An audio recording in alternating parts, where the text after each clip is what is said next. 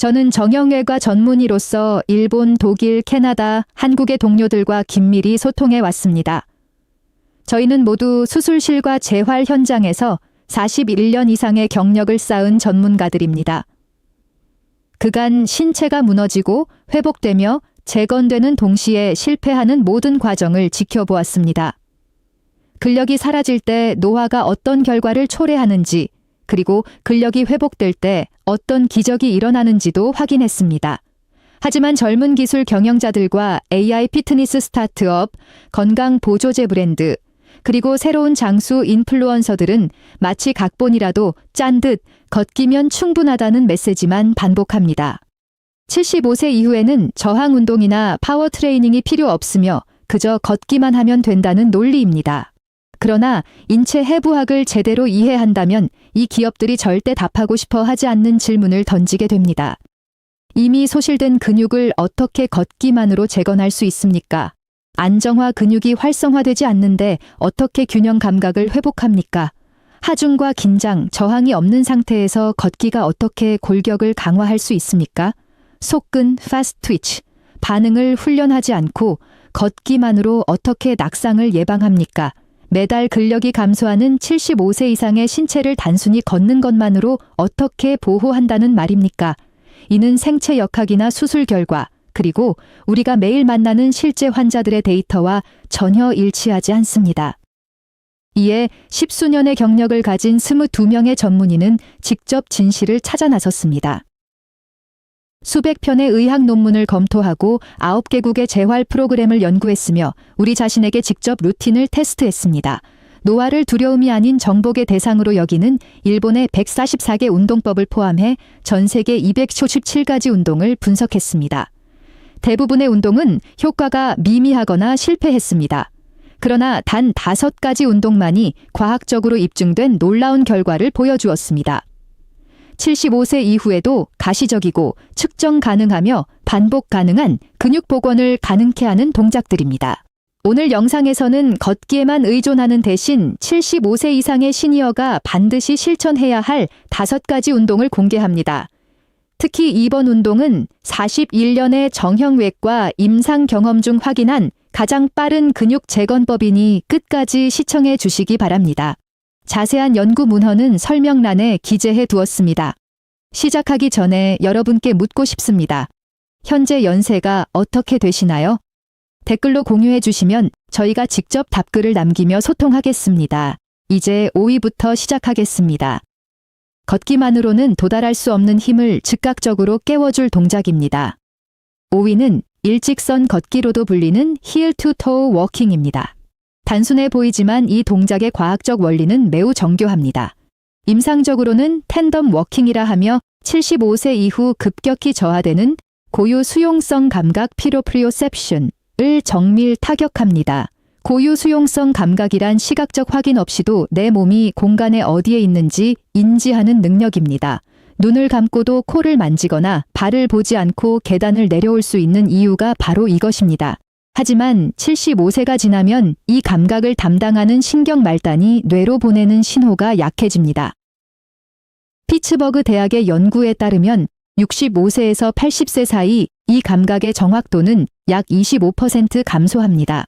이 운동은 마치 외줄 타기를 하듯 좁은 지지면을 유지하게 함으로써 뇌와 신체가 더 정밀하게 소통하도록 강제합니다. 앞발의 뒤꿈치가 뒷발의 앞꿈치에 닿도록 일직선으로 걷는 동작은 신경계의 집중력을 극대화합니다. 방법: 벽이나 카운터 근처에서 시작하세요. 어깨를 펴고 4.5mm 앞에 한 점을 주시하며 천천히 20보를 걷습니다. 효과: 연구에 따르면 이 동작을 8주간 실천한 노인은 동적 균형 감각 점수가 19% 향상되었습니다. 이는 혼잡한 장소나 고르지 못한 지면에서도 자신감 있게 걷게 해줍니다. 4위는 노년기 독립성의 가장 큰 지표인 체어 스쿼트입니다.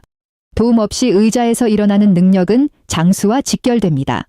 유럽 예방심장학 저널에 발표된 연구에 따르면 이 동작을 어려워하는 사람은 그렇지 않은 사람보다 사망 위험이 5.16배 높았습니다. 75세 이후에는 대퇴사두근과 둔근이 급격히 소실되는 근감소증 사초페니아이 가속화됩니다. 75세 이후에는 매년 근력이 약 3%씩 감소하며 이는 5년 만에 15%의 근력 상실로 이어집니다.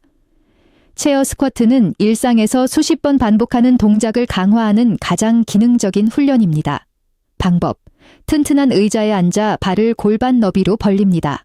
팔을 가슴에 교차하거나 앞으로 뻗고 뒤꿈치에 힘을 주어 일어납니다. 내려갈 때 천천히 버티며 앉는 것이 근육 생성의 핵심입니다. 효과: 터프츠 대학 연구진은 주 3회, 12주간 이 운동을 실시한 시니어들의 다리 근력이 평균 28%, 보행 속도는 15% 향상되었음을 확인했습니다.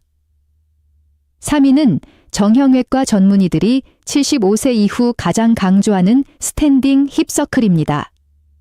이 운동은 고관절 가동성과 관절을 둘러싼 작은 안정화 근육들을 강화합니다. 우리가 발을 헛디뎠을 때 몸을 바로잡아주는 핵심 부위가 바로 고관절입니다.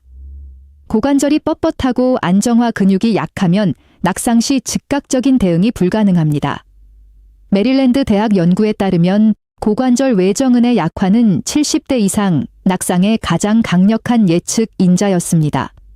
방법: 벽을 잡고 서서 한쪽 무릎을 가슴 높이로 올린 뒤 크게 원을 그리며 회전시킵니다. 방향당 5회씩 반복하세요. 효과: 3개월간 이 운동을 실천한 결과 측면 안정성이 31% 향상되었으며 보호 반응 속도도 20% 개선되었습니다. 걷기는 고관절을 전후로만 움직일 뿐 측면 안정성을 책임지는 근육은 강화하지 못합니다. 2위는 정형외과적 관점에서 필수적인 등척성 벽 밀기입니다. 등척성 운동이란 관절의 움직임 없이 근육에 힘을 주는 방식입니다. 이는 관절염이 있는 노인에게 매우 안전하면서도 효과적입니다. 응용 생리학 저널에 따르면 등척성 훈련은 전통적인 저항 운동보다 근력 생산량을 35% 더 높였으며 특히 힘의 발생 속도, 반응 속도를 40% 향상시켰습니다. 이는 비틀거리는 순간 즉각적으로 몸을 지탱하는 힘을 키워줍니다. 방법: 벽을 마주보고 서서 양손으로 벽을 힘껏 밉니다. 머리부터 발꿈치까지 일직선을 유지하며 코어와 상체에 강한 힘을 줍니다. 11~15초간 유지하며 3.5회 반복합니다. 효과: 맥마스터 대학 연구에 따르면 주당 단 12분만 투자해도 혈압, 골밀도, 근력이 유의미하게 개선되었습니다. 이 동작은 전신의 근육이 동시에 협응하도록 가르칩니다. 대망의 1위는 외발 서기입니다. 이 단순한 동작의 과학적 데이터는 놀랍습니다. 영국 스포츠 의학 저널의 10년 추적 조사에 따르면 10초간 외발 서기를 못하는 70대 이상은 사망 위험이 18% 높았으며 심각한 낙상 위험은 3배나 높았습니다. 반면 이 훈련만으로 낙상 위험을 43% 줄였다는 연구 결과도 있습니다. 걷기는 본질적으로 짧은 외발 서기의 연속입니다. 외발 지지 능력이 강할수록 보행은 더 안전해집니다. 걷기만으로는 이 지지 시간을 충분히 확보하여 근육을 훈련하기 어렵습니다. 방법: 벽 근처에서 한 발을 2~5cm만 들어 올립니다. 각 다리당 30초씩 유지하세요. 양치질을 하거나 커피를 기다리는 시간을 활용하면 좋습니다. 효과: 4주간의 매일 실천으로 외발 서기 능력이 27% 향상되었습니다. 걷기는 잘하지만 외발 서기를 못하는 환자들이 가장 위험합니다. 이들은 선반 위에 물건을 짚거나 문턱을 넘을 때 중심을 잃고 큰 부상을 입기 때문입니다. 정리하자면 걷기는 훌륭한 운동이지만 75세 이후의 신체에 필요한 모든 요소를 충족시키지는 못합니다. 고유 수용성 감각, 기립 능력, 고관절 가동성, 체간 근력, 그리고 외발 안정성을 위해 이 5가지 운동을 병행해야 합니다. 이 모든 동작을 수행하는 데 하루 15분도 걸리지 않습니다. 장비도 헬스장 회원권도 필요 없습니다. 오늘부터 가장 쉬운 것 하나부터 시작해 보십시오. 미래의 당신이 오늘 투자한 이 시간에 진심으로 감사하게 될 것입니다. 오늘 소개한 5가지 중 어떤 운동부터 시작하고 싶으신가요? 노화와 함께 겪고 계신 신체적 고민이 있다면 댓글로 들려주세요. 함께 소통하며 건강한 노후를 만들어 가겠습니다. 시청해 주셔서 감사합니다.